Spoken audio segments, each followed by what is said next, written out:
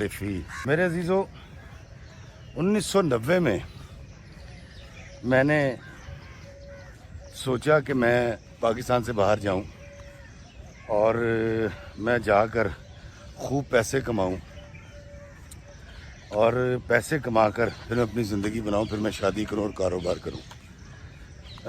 दोस्तों, मेरी ये वो उम्र थी, वो जवानी थी जो सब पे आती है और हम लोग वक्त की रफ्तार को काबू करने की कोशिश में लग जाते हैं और हम चीज़ों को अपने से तयशुदा मुकर्ररा वक्त पर हासिल करने की कोशिश करते हैं और वक्त को अपने हिसाब से चलाना चाहते हैं।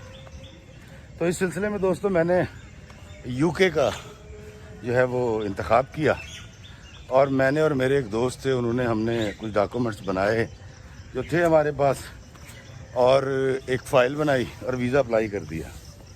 हम उस वक्त इंटरव्यू हुआ करता था यूके के लिए, हम वैसे ही गए, हमने इंटरव्यू दिया, लेकिन दोस्तों मेरी फ़ाइल जो है वो मुकम्मल नहीं थी। यानी जो चेक लिस्ट, जो रिक्वायरमेंट एम्बेसी की थी वीज़ा देने के लिए, मेरे पास वो सारे डॉक्यूमेंट्स कंप्लीट नहीं थे।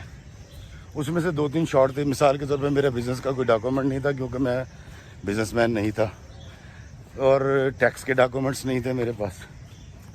तो उन्होंने मुझे वीज़ा नहीं दिया, रिजेक्ट कर दिया। अब 90 में मेरी उम्र कोई 21 साल होगी और मैं बड़ा जवान और बड़ा एनर्जेटिक था और मुझे बड़ा अफसोस भी हुआ कि देखो यार, मैंने इतनी मेहनत की और मैं बाहर जाना चाहता हूँ। और दोस्तों वो तमाम खुराफात मेरे जहन में थीं जो कोई भी शख्स यूरोप या यूके जाके करना चाहता है और पैसा बनाना चाहता है, लेकिन मुझे वीज़ा नहीं मिला। तो एक बड़े समझदार बाबा जी मिले और वो वकील साहब थे और उन्होंने कहा कि काका, गोरा जो फ़ाइल मांगता है उसकी फ़ाइल की तमाम डिमांड्स पूरी कर दें, उसका पेट भर दें, वो आपको वीज़ा दे देगा। तो मैं बड़ा हैरान हुआ। मैंने कहा अच्छा, तो मैंने कहा ये तो डिमांड्स में पूरी नहीं कर सकता। उन्होंने कहा बस फिर अभी आपका वीज़ा नहीं लग सकता, आपको इंतज़ार करना चाहिए। दोस्तों मुझे बड़ा अफसोस हुआ कि मैं यूके नहीं जा सका और उसके बाद मैं अपनी अमली ज़िंदगी में आ गया। फिर मैं शोबिज़ में आया, उसके बाद मेरी शादी हो गई। और अभी जब पिछले दिनों मेरा लिखा हुआ ड्रामा नागन जियो कहानी पे चल रहा था, तो उन दिनों मेरे पास मुझे लगा कि वो तमाम डॉक्यूमेंट्स आ चुके हैं जिसके लिए वालेकुम अस्सलाम। माशाअल्लाह ਤੁਹਾਡੀ ਤਸਵੀਰ ਵਾਈ ਮੈਨੂੰ ਇੱਕ ਬੰਦੇ ਨੇ। ਕੀ ਨਾਂ ਹੈ ਤੁਹਾਡਾ? सर इफ्तिखार ही। ਹਾਏ ਹਾਏ ਹਾਏ ਆ 4-5 ਦਿਨ ਹੋਏ ਤੁਸੀਂ ਉੱਥੇ ਵੀ ਜਾਂਦੇ ਹੋ ਮਾਡਲ ਟਾਊਨ? हाँ जी। ਹਾਂ, ਉਹ ਮੇਰਾ ਇੱਕ ਦੋਸਤ ਹੈ, ਉੱਥੇ ਜਾਂਦਾ ਹੈ, ਸਾਕੀ ਆਰਟ ਦੇ ਨਾਂ ਤੋਂ ਕੱਪੜੇ ਦਾ ਕੰਮ ਹੈ। अच्छा ਉਹ ਕਹਿੰਦਾ ਤੁਸੀਂ ਉਹਨਾਂ ਨੂੰ ਕਦੀ ਬਾਗ 'ਚ ਨਹੀਂ ਦੇਖਿਆ। ਮੈਂ ਕਿਹਾ ਯਾਰ ਗੌਰ ਨਹੀਂ ਕੀਤਾ ਤੇ ਅੱਜ ਅੱਲਾ ਨੂੰ ਤੁਹਾਨੂੰ ਮੈਂ ਸ਼ਕਲ ਵੇਖ ਕੇ ਤੇ ਮੈਂ ਕਿਹਾ ਭਾਇਆ ਨਾ ਆ ਰਿਹਾ। सर ਮਾਸ਼ਾਅੱਲਾ ਜੀ, ਇਹ ਵੀ बड़ी मेहरबानी। ਨਜਾਤ ਤਰੀਫਾਂ ਲੈਦੇ ਨੇ ਬਾਗ ਦੀਆਂ। ਇਹ ਵੇਖੋ ਨਾ ਸਾਡੀ ਤਸਵੀਰ ਲਈ ਹੈ। ਕੀ ਬਾਤ ਹੈ, ਮਾਸ਼ਾਅੱਲਾ ਜੀ, ਤੁਹਾਡੀ ਬਹੁਤ ਤਾਰੀਫ ਕੀਤੀ ਜੀ ਉਹਨਾਂ ਨੇ। ਉਹ ਮਾਡਲ ਟਾਊਨ ਜਾਂਦੇ ਨੇ, ਉਹ ਭਾਈ ਮੇਰਾ ਮਾਡਲ ਟਾਊਨ ਜਾਂਦਾ। बहुत शुक्रिया सर, बहुत नवाजिश सर, दुआवा वेरी गुड। दुआवा, बहुत शुक्रिया।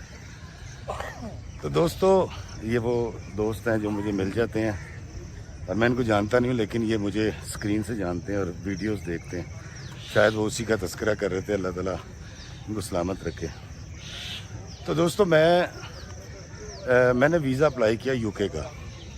अब ये वो वक्त था 30 साल गुजर जाने के बाद, ये मेरी ज़िंदगी में वो वक्त आया था कि जब इफ्तिखार रफ़ी एक ड्रामा राइटर भी था, एक किताब का मुसन्निफ़ भी था चिकट छोले का, और शायर भी था, टूटी फूटी शायरी भी करता था। और ये वो वक्त था कि जब मैं एक बड़ा बैलेंस्ड आदमी हो गया था। मुझे ज़िंदगी में मैंने अपनी ज़िंदगी के कुछ साल अशफाक साहब और बानो आपा के साथ भी गुजार लिए थे।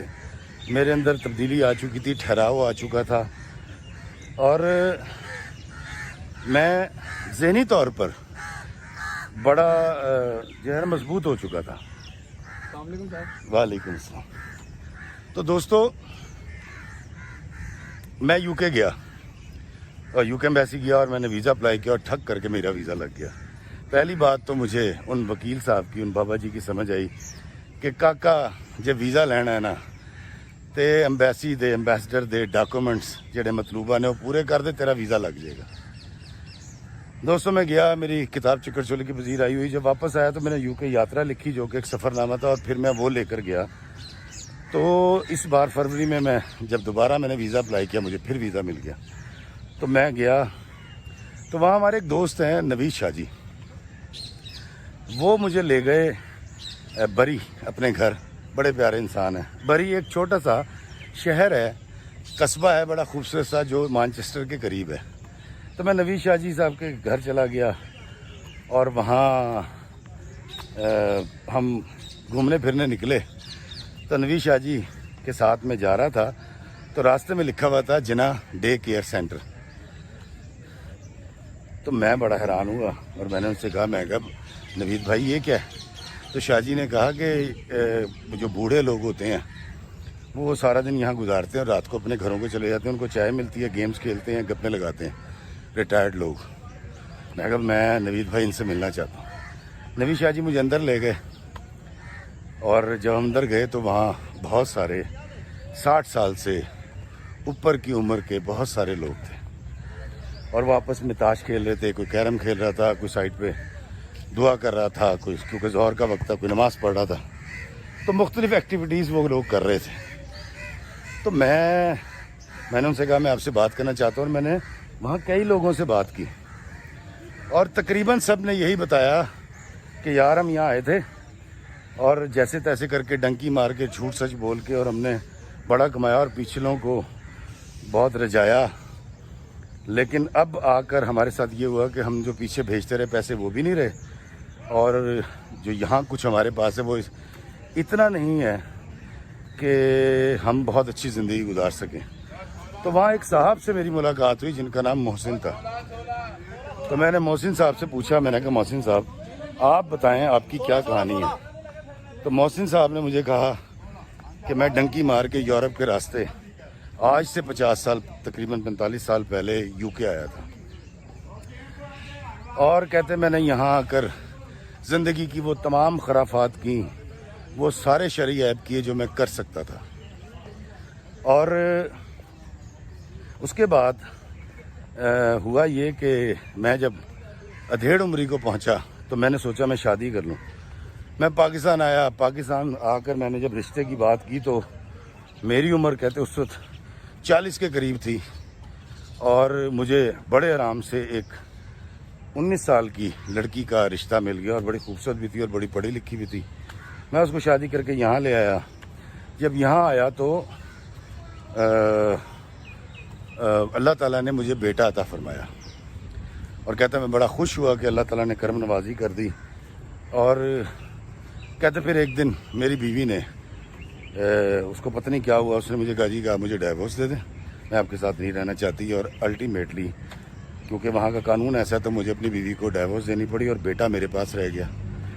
میں کہا پھر, تو محسن صاحب کی آنکھوں میں آنسو آ گئے. کہتے یار اس کے بعد میں نے جو کچھ کمایا تھا بیٹے کے اوپر لگانا شروع کر دیا.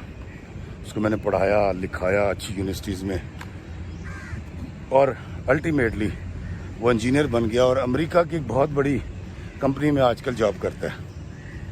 تو میں نے کہا تو پھر آپ اولڈ ایج ہوم میں کیا لینے آتے ہیں؟ کہتے وہی بتا رہا ہوں.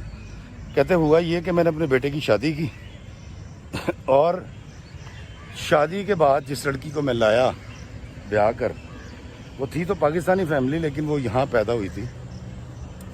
کہتے جی اس نے وہ کرتی ہے نائٹ ڈیوٹی, اور میرا پوتا ہے اب ایک. وہ کہتی سارا دن تم باہر گزارو, شام کو 6 بجے تم نے آ جانا ہے, کیونکہ 6 بجے اس کی 7 بجے اس کی ڈیوٹی شروع ہو جاتی ہے. تو اس کی محسن صاحب کی جو بہو تھی وہ 7 بجے اپنا بچہ دے کر محسن صاحب کو وہ خود کام پہ چلی جاتی ہے, اور محسن صاحب ساری رات اپنے پوتے کے ساتھ جاگتے سوتے رہتے ہیں. اور صبح وہ جب آ جاتی ہے کام سے تو وہ کہتی ہے جی بچہ میرے حوالے کرو, اور تم یہاں سے چلے جاؤ اور سارا دن کہیں باہر گزار کے آؤ. اور چونکہ محسن صاحب کا بیٹا امریکہ میں جاب کرتا ہے تو یہ مہینے میں ایک دفعہ بیوی چلی جاتی ہے, ایک دفعہ ان کا بیٹا آ جاتا ہے. لیکن محسن صاحب کو اس کشٹ سے, اس تکلیف سے گزرنا پڑتا ہے. میں نے پوچھا محسن صاحب یہ تو کوئی زندگی نہیں ہے یار, اور یہ تو بڑی خوفناک بات ہے. کہتے ہاں یار یہ बड़ी खौफनाक बात है। तो मैंने कहा आप पाकिस्तान में कौन है आपका? कहते हैं मेरे भाई हैं, बहनें हैं, छोटे, उनके बच्चे हैं। तो मैंने कहा वापस चले जाएं। कहते नहीं यार वापस नहीं जा सकता। मैं कहा क्यों? कहना जी उत्थे तो असी बड़े वादे करके आए सा, जब हम जाते हैं पाकिस्तान से तो मैं अभी भी कहते 2-3 साल बाद चक्कर लगाता हूँ, तो अपनी फूफा के लिए, रख रखाव के लिए यहाँ से कुछ पाउंड इकट्ठे करता हूँ दोस्तों से, और कुछ पैसे जमा करके और कुछ मुझे हुकूमत देती है। तो मैं जाता हूँ 2-3 साल के बाद, तो मैं बड़े तोहफे शोफे दे के किसी बच्चे की शादी शुदी करके आ जाता हूँ। तो मैं तो उनको नहीं बता सकता, उनके पास जाके रहूँगा, वो कहेंगे इसकी बहू ने इसको निकाल दिया। तो मैं कहा 2-2, 3-3 साल आप ऐसे ही गुजारते? कहते हैं हाँ जी अब तो आदी हो गई हूँ इस ज़िंदगी का। तो मैं कहा मोहसिन साहब आप के साथ ऐसा क्यों हुआ? कहते यार मेरे साथ ऐसा इसलिए हुआ है कि मैं ऐसा था, मैंने जो बोया था वो मैंने काट लिया। मैंने कहा मोहसिन साहब मैं कुछ समझा नहीं। कहते देखें यार इफ्तिखार साहब, मेरा नाम है मोहसिन, और मोहसिन का मतलब होता है एहसान करने वाला। तो मैंने किसी की ज़ात पे एहसान तो किया नहीं, और जब मैंने किसी की ज़ात पे एहसान नहीं किया तो ये कैसे मुमकिन है कि मेरे साथ एहसान होता। दोस्तों बरी के उस ओल्ड एज होम से, जिना डे केयर सेंटर से मैं बाहर निकल आया, और शाहजी नबी शाहजी गुफ्तगू कर रहे थे, लेकिन मेरा दिमाग मोहसिन भाई की बातों में फंसा हुआ था, जिनकी उम्र को 70 साल के करीब थी। और मैं ये सोच रहा था कि मेरा नाम तो मोहसिन नहीं है, लेकिन अल्लाह ने मेरी ड्यूटी एहसान करने वालों में लगाई है कि बंदों पे एहसान करो।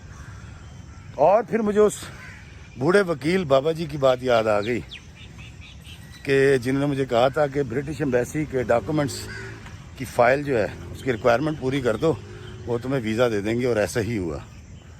तो दोस्तों मैं सोचता हूँ कि अल्लाह के पास जाने के लिए जिस वीज़े की ज़रूरत है जन्नत में जाने के लिए, उस वीज़े की फ़ाइल तो मेरी इनकम्प्लीट है, नामुकम्मल है।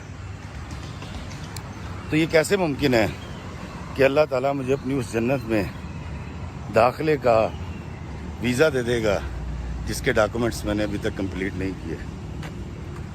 दोस्तों पसे दीवार क्या होता है ये हम नहीं जान पाते। आज 30 साल के बाद मुझे समझ आई कि अगर उस वक्त मेरा वीज़ा लग जाता तो आज शायद मैं बहुत बड़ा बिजनेसमैन ज़रूर होता, और शराब मैं नोशी की वजह से शायद मेरे गुर्दे भी ख़राब हो चुके होते, और मेरे बच्चे बड़े अमीर होते, लेकिन शायद मेरी इज्जत ना करते मोहसिन साहब के बहू की तरह। लेकिन मुझे ना इशफाक साहब मिलते, ना मैं ड्रामा राइटर होता, ना शायर होता, ना व्लॉगर होता, और ना एक्टर होता। इफ्तिखार रिफ़ी की वक्त की रफ्तार को काबू करने की ये कोशिश अगर कामयाब हो जाती तो आज इस तरह मैं आपसे बात ना कर रहा होता। अल्लाह हमें आसानियत अता फरमाए और आसानियत तकसीम करने का शर्फ अता फरमाए। आमीन। अस्सलामु अलैकुम व रहमतुल्लाहि व बरकातुहू।